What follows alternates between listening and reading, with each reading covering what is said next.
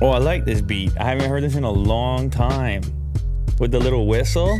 It's a nice tune. Dun, dun, dun, dun.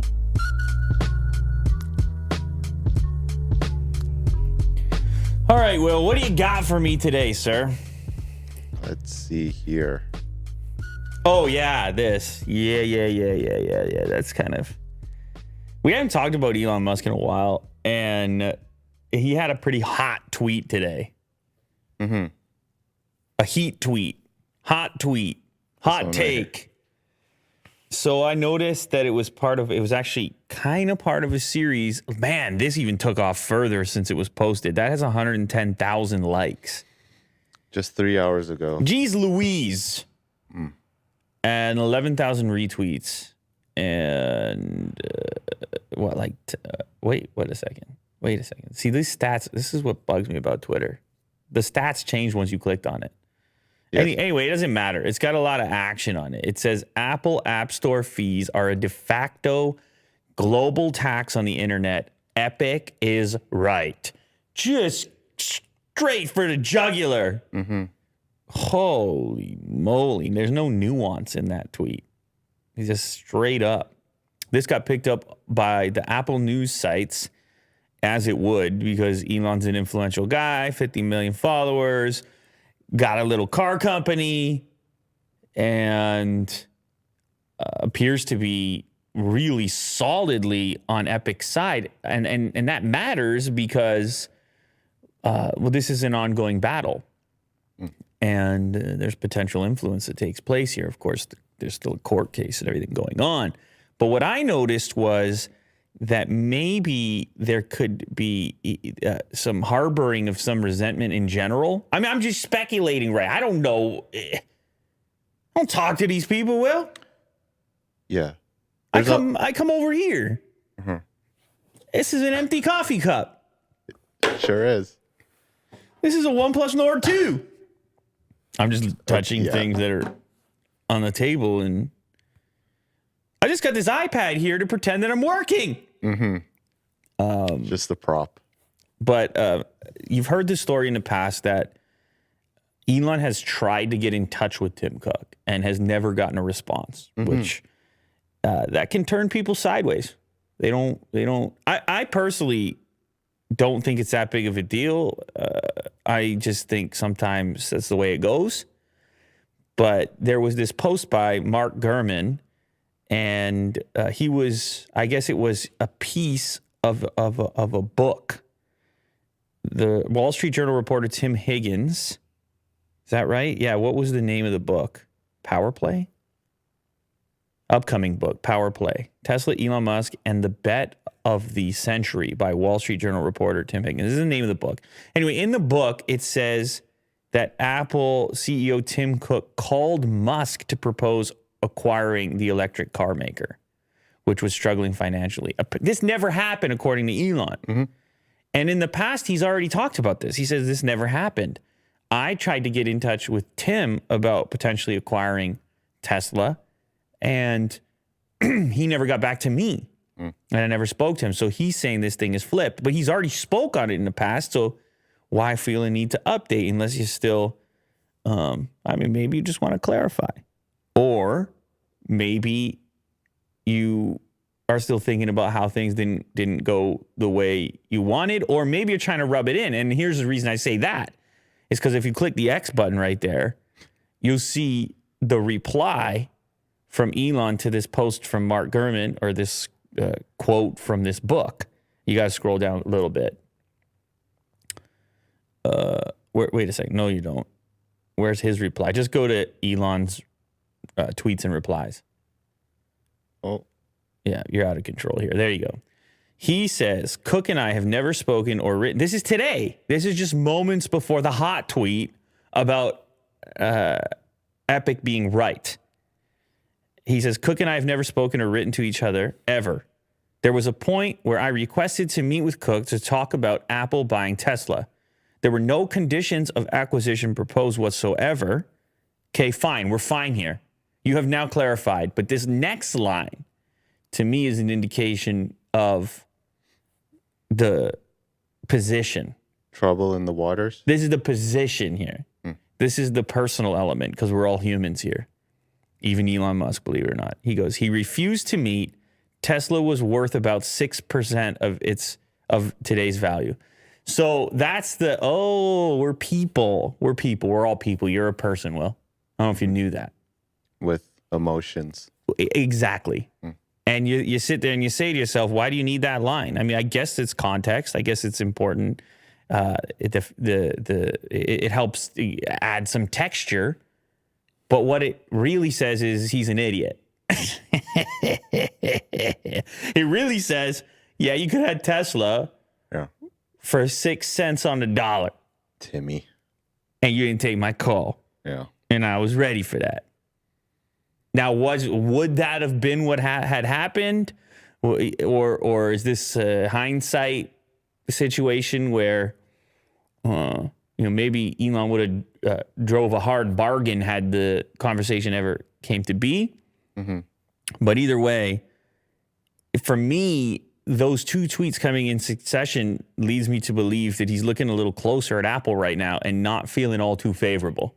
Right. About Apple in general right now. Now, there's obviously a massive split on this show. I've tried to cover both sides of the argument, the App Store argument, Epic's position, Apple's position. They build and maintain the App Store, supposedly keep it safe. I don't know. I don't typically have problems. Epic says, hey, wait a minute. Your footprint is so huge. This Apple tax right here is de facto. Elon agrees. Mm-hmm. And it's going to be hard for all types of companies to do business without existing on your platform. And we think you need to adjust it. And we don't. And they didn't want to negotiate personally. They wanted it to change across the board, is the way it seems. But now they're battling it out in court. And we have just discovered which side of it Elon is on. And he's apparently prepared to push some weight around on the subject. Mm-hmm. Epic is right. It's a very strong statement. Yeah.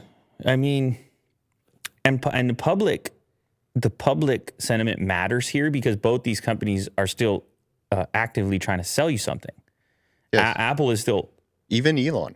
Yeah. They're all parties are trying to sell you things, so they really want you to be on their team. And if you were, let's say, Team Elon or Team Tesla, and then you see the Team Tesla happens to be Team Epic, you're like, yeah, I might be on Team Epic too.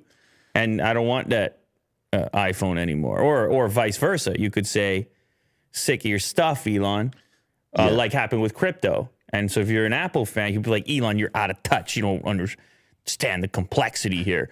This is exactly like what is one of the top comments. It's like having a mall and you pay rent to be in the mall and then you maintain the mall. What's wrong, Elon? You don't get it? Wow. That's the other side of it. Yeah. I also feel like Epic might feature Elon in some sort of a Fortnite collab.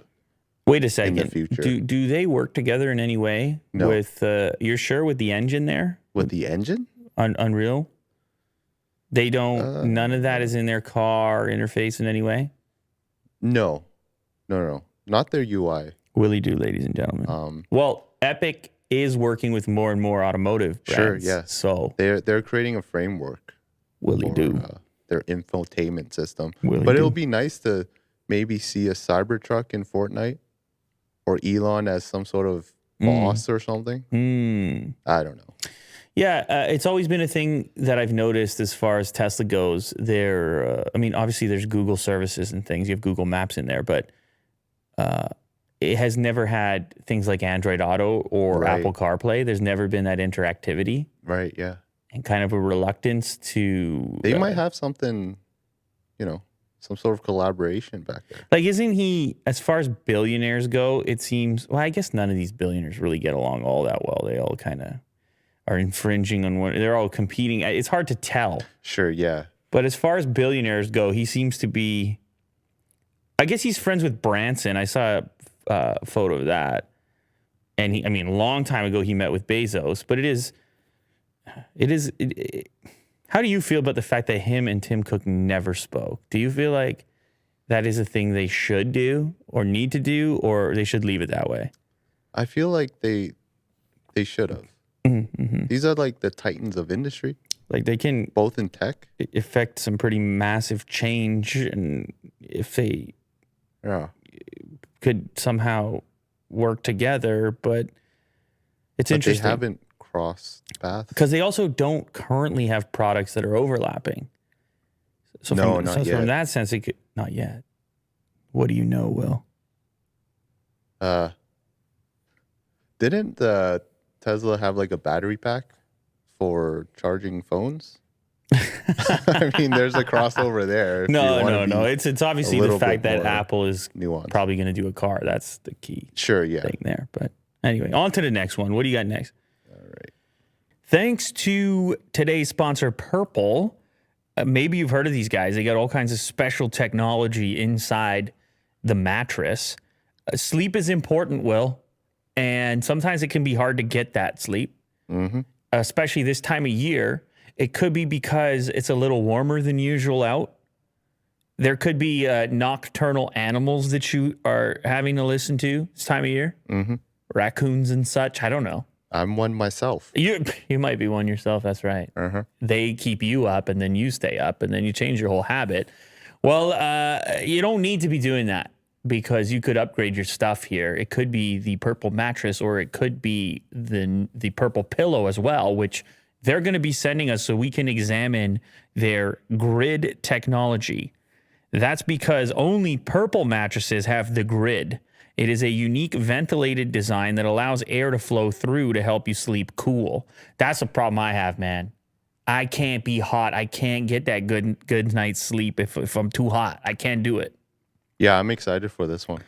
Even if it feels like it's 1,000 degrees outside, and the grid is amazingly supportive for your back and legs while cushioning your shoulders, neck, and hips no matter how you sleep. I feel like I'm ready for a nap right now. Unlike memory foam, which remembers everything, the grid bounces back as you move and shift, so you never get that I'm stuck feeling that you might with memory foam. Purple is comfort reinvented. Right now, you'll get 10% off any order of $200 or more. Go to purple.com/LouLater and use the promo code LouLater. That's purple.com/LouLater, promo code LouLater for 10% off any order of $200 or more. Purple.com/LouLater, promo code LouLater. And our next sponsor is Blenders. These are shades that you order online. They got all kinds of designs. Fresh from San Diego, California, comes the only sunglass brand that I'm ever going to wear again. That's what it says right here. I don't know if I can personally make that guarantee, but we'll see because I'm still awaiting this package to arrive as well. And I'm going to be throwing these on. They got some innovative designs. They got the hot new looks, and they got something that actually caught my attention on there. This sunglass called Float 2.0. Their first floating sunglasses, because I've been at the lake a few times and I've been known to get out there, and I was on the Sea-Doo and I actually lost the hat. The glasses stayed on, but you can imagine they fall off. You don't want to go losing your glasses. No. So that's a cool way around that. Chase Fisher started Blenders by selling his beachy shades out of a backpack while doubling as a surf instructor on Pacific Beach. His goal was to create an adventurous, mid-priced eyewear option with the same cool factor as other leading styles. Unlike expensive big brand shades that you've probably lost or smashed in the past, Blenders are actually affordable, so you're not going to cry as much when the inevitable happens. You can score 15% off your Blenders purchase. Visit blenderseyewear.com and enter promo code LouLaterVIP. That's blenderseyewear.com, code LouLaterVIP for 15% off. Blenders, rocked with pride worldwide. Thank you to Blenders. Oh, good. New York Times. Oh, Steve Jobs' 1973 job application auctions for a record amount. So this application has been passed around in auctions, but this one seems to be like bought with the highest. In terms I feel like I've seen this thing. We talked about it too. So the person who bought it the last time around has already re-auctioned it. Yeah. That's incredible. For even more, they've made a profit. And now there's an NFT version of it. Of course there is. Which sold for $23,000 US. An NFT version of it, so it's not. It's a digitized version. Yeah. I got you.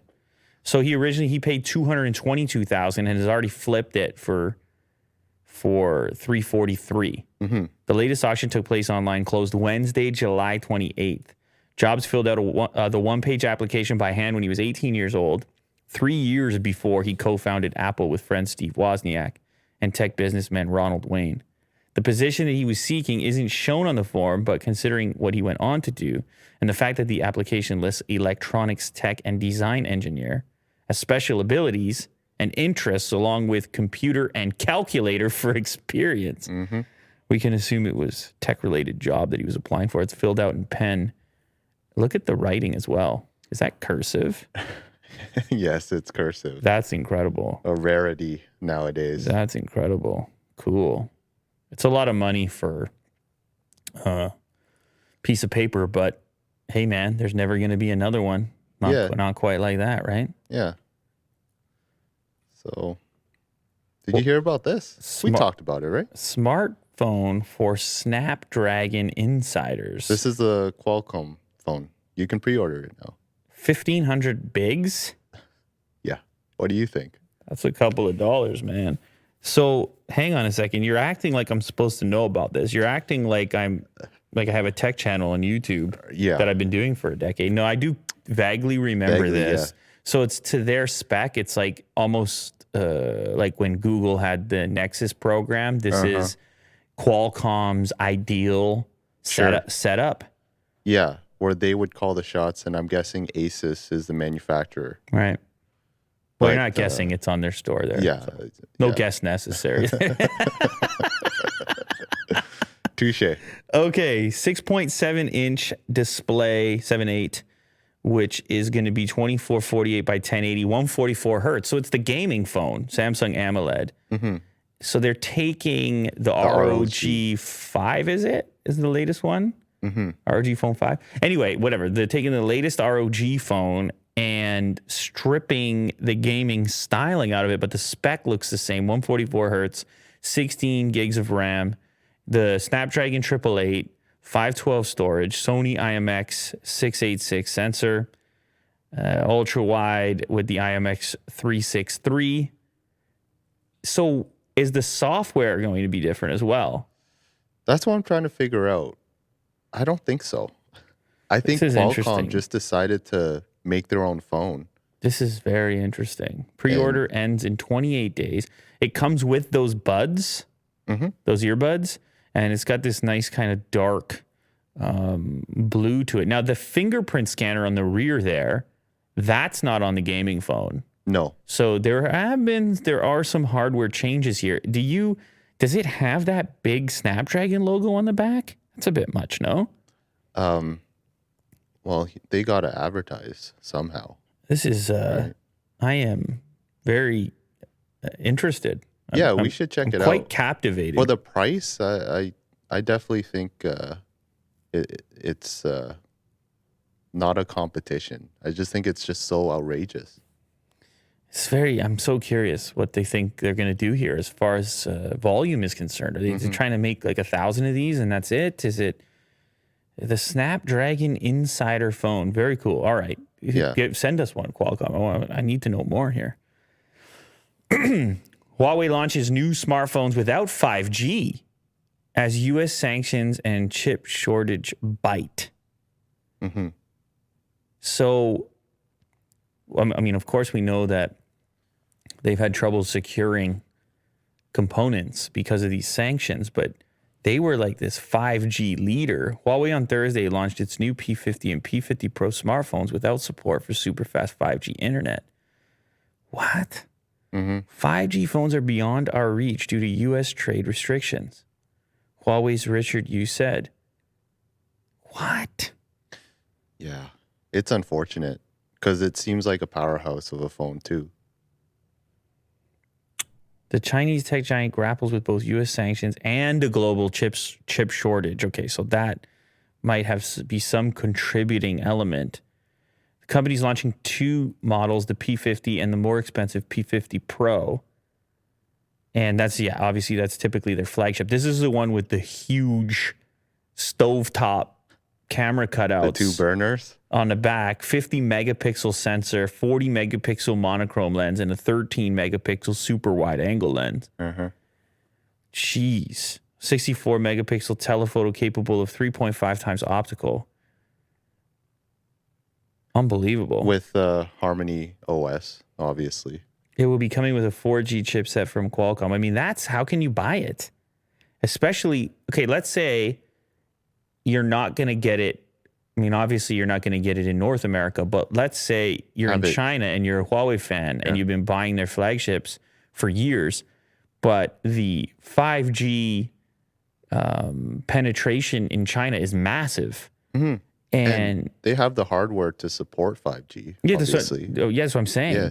5G is an even bigger deal in China, and Huawei has been hanging in there domestically. But if they don't have 5G, how are you going to drop flagship money on a phone, even domestically, even if you're okay with Harmony OS, even if you don't need Android and Google services? That's a tough pitch, man. It's such a major blow. Because we've tested the P series Huawei phones and they're great. Years, many years. Interesting times.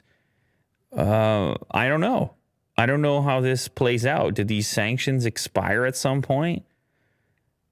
Our products still maintain the ultimate performance. Only a very small drop in speed will be experienced, almost negligible. Well. Well, you can't stream the Olympics in your car in 4K. Hey, man. Well, it's counter, right? Because Huawei forever was saying we need to be in all these different countries because 5G is the future. 5G is a big deal. We need you need us to be in there with the antennas and so forth so that you're 5G ready. And then things obviously went the other way, and now they got to make the case, 5G is not a big deal. Yeah. It's negligible. Huawei is a global leader in 5G technology and in communication technology because of the 4 rounds of U.S. restrictions over the past 2 years or so. 5G phones are beyond our reach. Man, what this really illustrates is how connected the tech industry is. And even when you're a seller of technologies, including 5G capable devices, you're still required to have so many external relationships with companies from other countries, and governments can change that. Yeah. And can limit those relationships. And it's very difficult to exist out here on an island. Very difficult. I don't mean an actual geographical island. Sure. Obviously.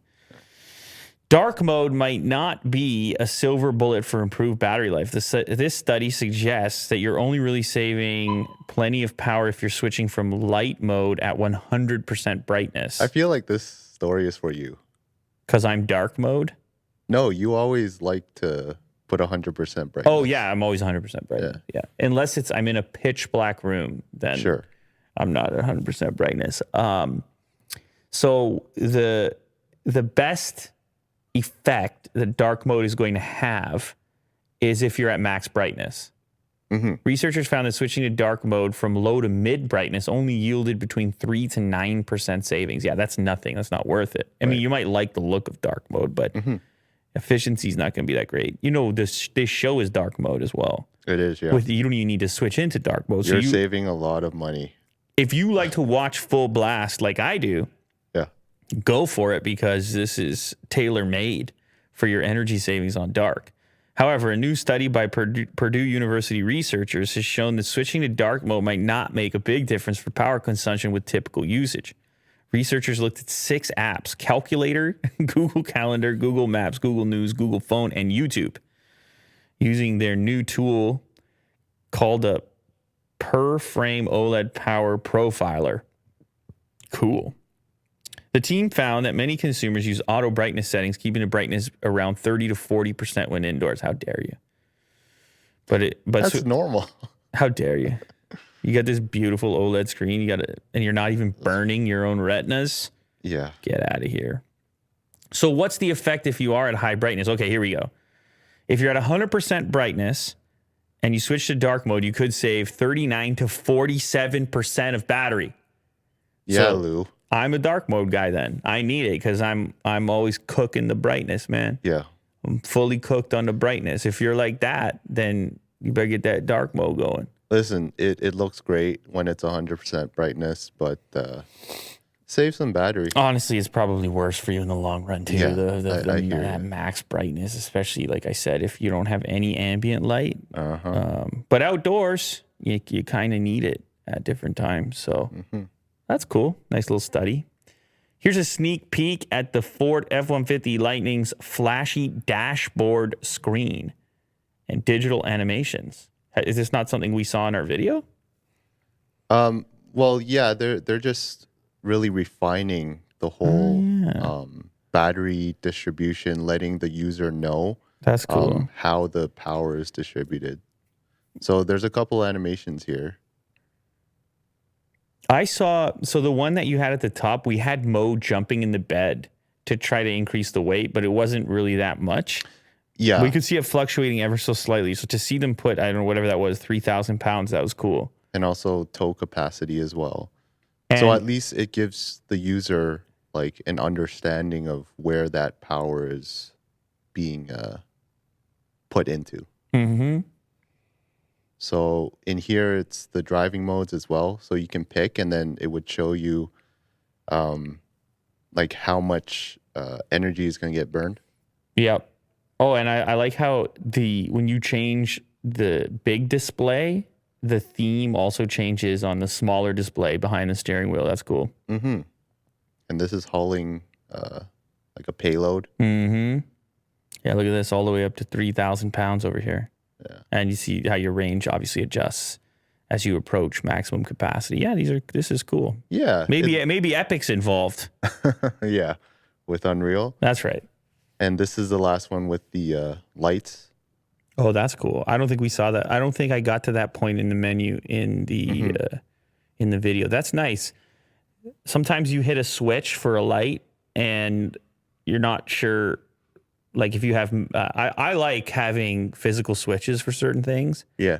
But sometimes you leave a light on or you're not certain which one you're turning on. So seeing that animation there is useful. Yeah. And then I guess this last one with powering your house tells you how much power is being, taken out of the car. And then also the reserve, maintaining a reserve so you can still drive away if you need to. Yeah. Don't use all the truck's power. House. How dare you, house? Yeah, I think it's great. I think it's kind of cool that it has this kind of detail. Mm.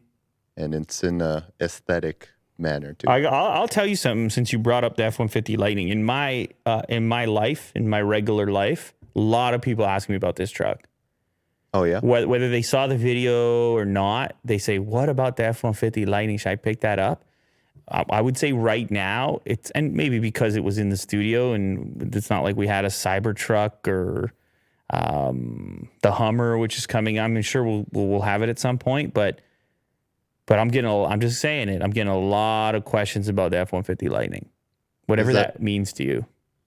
Is that your favorite EV, you would say? No, I don't think I would say that. I think it makes a lot of sense for a lot of customers. Mm. Like I think at least the sentiment I'm hearing right now from people is it seems to be capable of converting people that are on the fence. It seems to be a low friction transition because it's just so familiar. It's like right. F-150, I know what that is. And then it's Lightning because it's electric. I know what that, yeah, that's fine. We can do that. Definitely has a lineage and a DNA. There's a comfort to it. It's like if you roll into some unfamiliar place and then you see the franchises that you recognize. Like, and you're like, sigh of relief. At least that's there. Yeah. So something familiar. Tesla agrees to pay $1.5 million to settle a battery throttling lawsuit. $625 per vehicle owner. What is this? They were doing this for what purpose? The software update, which was released in 2019, resulted in slower charging speed and diminished range for around 1,743 vehicles, the plaintiffs alleged. This amount is many times the prorated value of the temporary reduced maximum voltage. So these people were having a slower charge and a diminished range. Lawyers for the owner said they conducted an investigation that found the voltage limitation was temporary. 10% reduction. Wonder how these people notice and keep good track of that. I guess with routine. Charging, driving to work, same route every day. Then you had a corrective update released in March. The second update, the vehicle's voltage showed steady restoration over time. So it wasn't a hardware-related issue. It was something to do with the software update. That's very interesting. I guess it's happened in the past, too. I mean, you really wonder, is it just an optimization thing where they're making these tweaks because it's kind of like how Apple was doing it at one point? Remember on older phones? They were having the thing shut down. Instead, they were prioritizing performance over battery life. Yeah. You wonder if there's some aspect of that, but customers always get upset because they're like, well, if that's what you're doing, then tell me give me an option. Yeah. I think the main thing is transparency here. Yeah, absolutely. Before optimization. Tesla Model 3 versus the rivals. 10 EVs. You got to give it up to this guy. He actually did it. This real world test. What car on YouTube got 10 EVs head to head to see which would go the furthest? And some of these I haven't even seen before. I guess this dude's in Europe. No, maybe. What do we got? Okay, we got the Mustang Mach-E. Well, I've actually seen a few of those on the road recently. Oh, yeah? The Tesla Model 3, the Porsche Taycan, I guess just the plain Taycan, the Audi Q4 e-tron, Kia e-Niro, Volkswagen ID3, Renault Zoe, Skoda Enyaq. Look at these names. Like, I'm just trying to pronounce. Fiat 500 electric and Mazda MX-30. Do you say Mazda or Mazda? I say Mazda. But so I guess in the left column is the suggested range from the manufacturer.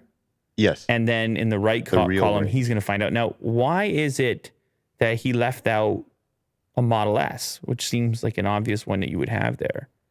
I guess cost? Probably not cost. They couldn't get it. He's like, I got 10 cars. Leave me alone.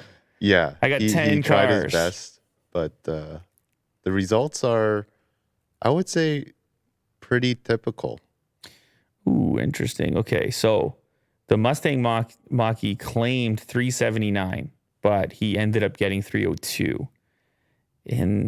But then in the case of the Tesla Model 3, with a smaller battery, by the way, it was more efficient by the looks of it. I don't know why he had to use the blue font there because I can barely see that. 284. Oh.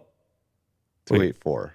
Okay, so that's still well below the claimed range of 360. This is some real world stuff. The Porsche Taycan was closer. 290 was the claim, and it landed at 281. So some of them are closer to the claims, but the overall range champ as tested was the Mustang Mach-E with a much bigger battery. So that's important to note. The miles per kilowatt hour, he has it listed there as well. But so the biggest battery there won. Not a huge surprise. On one note, the Model 3 actually did really well in terms of sustaining that battery power. So even when like things are on the car, like air conditioning, like it was constant.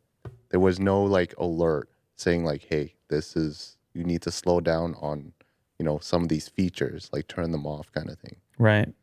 Well, I assume though in his test he would have been using similar elements in all of the cars to make it fair. Yeah. So he would be using air conditioning in all of them. Sure. Yeah.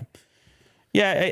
What does this really illustrate? How far off the claims are versus real world, and how big of a role conditions and human drivers can play into something like this. Because you might, if you're banking on almost 400 miles of range and then you get 300, like that's something you're going to want to know.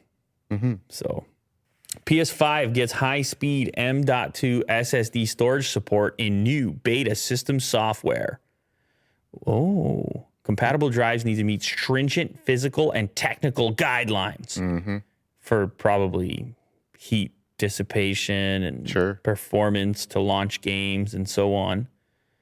Seagate says its FireCuda 530 M.2 drive will work with the PS5. So you're going to get a whole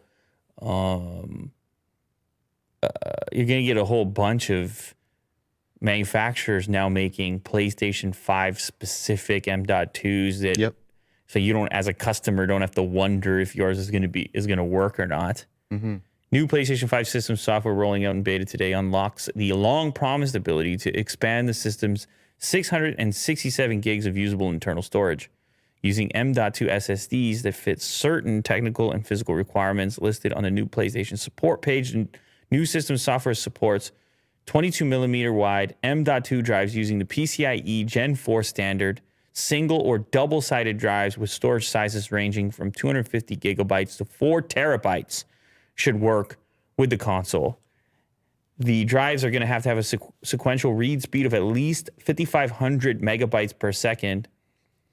But Sony warns that even then, not all games are necessarily playable with the exact same performance provided by the PS5 console's internal ultra-high-speed SSD. Interesting. So, don't get carried away. We still got better stuff inside. Yeah, just a warning to third parties. Well, I think what the third parties need to do is to start certifying the stuff that can meet the stringent criteria for performance across all games, and then the customer doesn't have to try to figure it out on their own. And once they go install it, they don't have to be moving games from one drive to the other in order to play them. That's a bit of a nightmare. I'll tell you what, 4 terabyte PlayStation incoming, that's kind of cool. It's a lot of games, Will. Yeah, it's not bad. You like games. I do. You played Ratchet. You were playing Ratchet and Clank. It's a great game. Fun. Yeah. Actually, at my place, the boys started playing a little bit. I didn't get a chance to pick up the controller yet, but it's a lot. Which one? Ratchet? Yeah. Oh, okay. Yeah. Remember they told you to bring it, remember? Oh, right. I mean, I don't know how far they got into it yet, but it's like a cool looking game. Yeah. It's like a Pixar movie. Yeah. It's a cool looking game. Very well done. Good job. Ooh, what you got here, Will? I mean, this is just like a picture. I don't even see the headline yet. I guess that's the new Intel Knuckle. Yeah. That supports a full-size GPU. And we have this in studio, right? Yeah. We should check it out. I think it's kind of cool. Well, you've been running a Knuck for this entire show for like a year? Maybe more? Way more. Oh. Like back in the old studio, I apologize. Jeez. A couple of live streams. You stared me down, man. You try to look right through my skull there. You were just like, more than a year. Dare you not recognize how long we've been doing this for? Well, I appreciate the Knuck for what it is. Same. It's done us really well in our journey and through YouTube. It's also just amazing the amount of performance you can get out of something tiny like nowadays. Yes. And we've always been junkies for Thunderbolt connections. Yes. And this Intel's Knuck lineup always supports it. But this is a nice little article written by The Verge about the comparison between the old one and the new one. I like how they measure the size of it in liters. They're like, this is an 8-liter gaming PC. 8 liters of Jello in there. Because you're curious about the volume, truly. Sure. Yeah, these things are so efficient. It's wild how they map it out, build it out so that you can put a full-size GPU in there. It's out of control. So the ones that we have, it will fit the full-length card. This one's a 3080 card. The long one. The long one, What's the short one, a 3060 or 70? The TI, 3080 Ti. Versus a 3060. A 3060. Yeah. So the one we have over here has a 3060 in it. Yes. How about the one you've been using right now? That one, I think, is a 2080 Ti. Oh, okay. Or 2070 Ti. 2070? Okay. Yeah. Yeah, and you've been running that forever and no heat problems, nothing. Sometimes it would have like a little tiny fire on top, but Just a little warning. yeah. Yeah. No, I mean, it's done well for what it is. I was just joking about the fire. Really? I was taking you seriously there. No. You No never, no, fires. no smoke smells or nothing like that? Mm-mm. That's incredible. Solid. It's so great. obviously the new one, new generation stuff in it. It lights up as well. Yeah, it looks different. What do you think? How do you it looks more gamer-ish. Yeah, it has that skull logo at Yeah. the front that lights up as well. I think it's a really compelling package. It's a little bigger than the last one. Oh, yeah. It's longer and thicker, Oh, but shorter. but shorter, yes. Oh, really interesting. Okay. Yeah, I want to check this thing out. This is cool for sure. And I'm a big fan of the skull stuff. Like, that's my favorite with the emoji. With the emoji, yeah. So I have to look at it for that reason alone. Yeah, let's check it out. Playdate sold 20,000 units in 20 minutes. Oh, I heard about this. Have you seen it? Okay, hang on a sec. Who makes Playdate? Who makes this? Or is the whole company called Playdate? I believe it's the company. I believe this is new. No, it's definitely new. But I remember it being talked about Is it a backed by a company? long time ago. But it's got a kind of iconic design to it. So I was curious who designed it. It almost looks like teenage engineering. Kind of, yes. But it's like that old but new / Japan / I'm just going to keep slashing things. It's very utility, you know, It's weird. but also playful. Yeah, it's like it's a strange mix of emotions the way the thing is designed. Uh-huh. Because it has old school elements like the A/B button and the D-pad. And it has a crank. But the layout of the screen and then part of your brain is telling you it's modern and new. Ooh, it's a little smaller. When I see it in people's hands there, it's a little smaller. Deceivingly small. Than I expected. I don't know if I can play on that thing. I think you might look at me sideways if I'm playing on that. If you come Just in hunched here. over. If I'm just having a play date and you come in here. But it looks cool. Like I like it as an object. Mm-hmm. Look at the way it fits in one hand here. And it has games built in that are... Oh, thanks to our friends at Teenage Engineering. Playdate looks incredible. It's colorful and it fits in your pocket. Yeah, no wonder. I knew it had that aesthetic to it. So that's crazy. That means that this company Playdate teamed up with Teenage Engineering strictly for their design prowess, and so did Nothing. So now everyone's reaching out to Teenage Engineering and just be like, I need a product. And they're like, yeah, no problem. I mean, they're doing great work, I guess. They'll probably take a few bucks from you too. They're like, we're going to need a few bucks. Yeah, it's $180. Whoo! And there's accessories as well. Oh, man, this thing is crazy. It's like the olden days of gadgets here. Uh-huh. And they sold 20,000 units. So obviously the internet is into it. As reported by TechCrunch, Panic said that its shipping estimator accurately confirmed 20,000 units of the handheld has sold in just under 20 minutes. So it's probably more now. Mm-hmm. When they went up for pre-order on July 29th, orders after that point are still being accepted, but they are unlikely to reach customers until 2022. People are just so into gaming right now. All forms of gaming. And this is surprising because it's handheld. Mm-hmm. I mean, your phone, you could just download an app and Hey, play a man. game. Hey, man. That don't sound But like this is obviously different. that don't sound like a play date to me. No, I hear you. I hear you, dude. Yeah. Yeah. I think there might be a resurgence for these kind of handheld devices. This is like the gaming equivalent of vinyl records. Yes. You just want to feel those old school. Uh-huh. Tactile. Yeah. You know. Yeah. You want a crank. You need a crank. Where's my crank? A crank. All right, last one. Last one. Japanese sandwiches give foreign reporters culture shock at Tokyo Olympics. Oh, like a culture shock in a good way. In a good way. Yeah. So they would get to encounter. It's almost like those videos we like to watch. When you would have a Strictly Dumpling or I mean, it's a whole category, and you would love to see all the unusual snacks that you wouldn't normally have access to when traveling around the world. But I think with Japanese sandwiches, they're really specific because, for one, they don't have a crust. Ever. Yeah. And two, they put fruit and cream in their sandwiches. Dessert sandwiches. As a dessert. I know. Yeah. I've seen this. I actually watched an episode of Strictly Dumpling. He's in a mall or a department store that they say you have to visit, and he's getting one of those fruit sandwiches. Yes.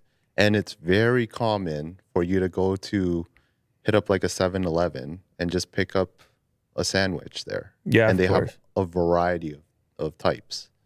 So a lot of people that are not accustomed to this went to Olympics in Japan and is very pleasantly surprised by it. Look at that one. Peanut cream. You got to stay away from that one, Will. No, yeah. But it does sound kind of good. But you know what, though? For this, they actually thought of putting like a little logo stamped on the... do you see it? Too soft. I mean, you can read it to me. It's far away. Well, no. The actual like picture, like a stamp of a peanut on the sandwich. Oh, my God. Underneath the wrapper. Yeah. Oh, so that for allergies. Yes. Wow. Oh, so you love them even more now. Yeah. Because they're looking out for you. I appreciate it. This little subtle peanut shape on the bread. They're looking out for you right now. Uh-huh. They see you, Willie dude. That's incredible. Okay, let's dig into this just a bit here. The humble lunch pack becomes the talk of the press room. While traditional Japanese foods like sushi and tempura are well known around the world, once you get here, you'll find there's a wide range of Western foods to tantalize your taste buds as well. A lot of them are a little different to what you'd find in Western countries, including sandwiches. Could be fruit and cream filled. So this was their press room food choices: strawberry jam and margarine or peanut cream sandwich. Now, is peanut cream just another way of saying peanut butter, but just using the word cream? Or is it like lighter and fluffier? I wonder. That's a good question. We should go there and check out the Olympics. Well, apparently they turned stands out to be a hit amongst journalists. Breakfast of champions and quite tasty. You got me wanting a peanut cream sandwich, Will. Without the crust, too? You've and it's all convinced me prepared here. for you? The crust thing is funny because that's a thing that moms do for their kids. Like cut the crust off. Yeah. And then I would have to go over to those kids and, make fun of them or whatever because they can't handle the crust. And what they do with the sandwiches is that they they don't only cut off the crust, they stamp the edges so there's no leakage. Okay, that's now you're starting to convince me. Look at that. Now you're starting to convince me because there's a utility aspect to it because it's less messy if they kind of turn it into a pocket. Yes. So that's cool. Yeah. Well, listen, what can I say? Japan never ceases to amaze, and my visit there is long overdue. And now I can tell you for certain that when that visit happens, it will include a peanut cream sandwich. I'll get the strawberry one for you, Will. All right. Bring it back or whatever. Deal.